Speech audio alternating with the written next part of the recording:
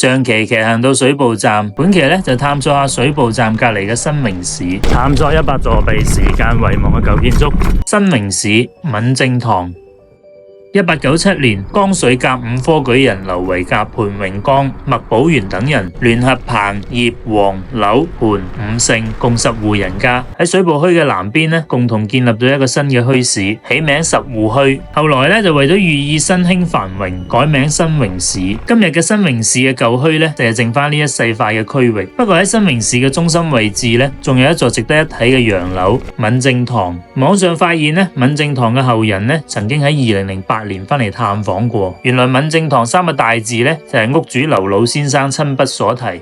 敏政2字咧，係從劉老先生2位夫人嘅名之中咧，就各取其一。當年嘅馬騮王咧，再一次爬上樓啦，真係好得意嘅畫面啊！樓主咧就有4個女2個仔，後代咧大部分生活喺美加。18年後嘅今日，唔知佢哋仲有冇翻嚟睇過故居呢？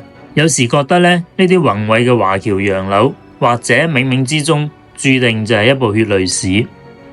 喂，阿叔，我仲喺度懶型。阿叔心諗，你條閪仔如果行慢啲，整殼尿俾你嘆下。